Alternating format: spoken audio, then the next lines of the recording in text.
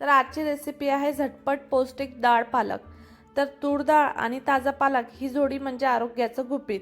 तर त्यासाठी मी इथे 1 वाटी तूर डाळ घेतली आहे, स्वच्छ धुवून घेतली आहे। त्यासोबतच मी कुकरला भात पण लावते आहे। तर आज मी ही भाजी भातासोबत खाणार आहे, त्यामुळे मी इथे कुकरच्या डब्यामध्ये डाळ आणि पालक दोन्ही एकत्र लावते आहे।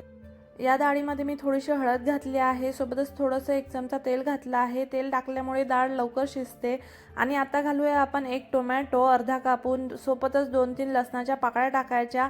आणि आता आपण हे दोन्ही डब्बे कुकरला लावून घेऊया। तर इथं मी कुकर गरम करायला ठेवला होता, त्याच्यात थोडंसं पाणी टाकून खाली कुकरची प्लेट ठेवली होती। आता आपण कुकर लावून घेऊन याच्यात 3 शिट्ट्या होऊ द्यायच्या आहेत। तर आता बघा आपल्या 3 शिट्ट्या झालेल्या आहेत। आता आपण डाळ बाहेर काढूया आणि याला एकसंध करून घेऊया। तर इथं मस्त आपली डाळ शिजली आहे। आता आपण रवीने फिरवून एकसंध करून घ्यायची पूर्ण डाळ।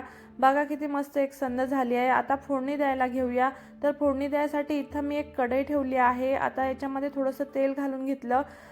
तेल गरम झालं की घालायची पाव चमचा मोहरी। मोहरी छान तडतडली की घालायचं पाव चमचा जिरं, सोबतच घालायचा पाव चमचा हिंग आणि नंतर घालायचा एक बारीक कट करून घेतलेला कांदा। आता छान कांदा परतून घ्यायचा लालसर होईपर्यंत। आता कांदा लवकर होण्यासाठी थोडंसं मीठ घालायचं, त्यामुळे कांदा लवकर शिजतो। आता इथं कांदा परतून घेते आहे। कांदा परतून झाला की याच्यामध्ये घालूया पाव चमचा हळद, पाव चमचा गरम मसाला आणि 1 चमचा लाल तिखट। आता मसाले छान भाजून घ्यायचे। मसाले भाजून झाले की याच्यामध्ये घालूया आता शिजून घेतलेला डाळ पालक। तर इथं मी डाळ पालक पूर्ण घालून घेतला। आता व्यवस्थित मिक्स करून घ्यायचा। चवीनुसार मीठ घालायचं।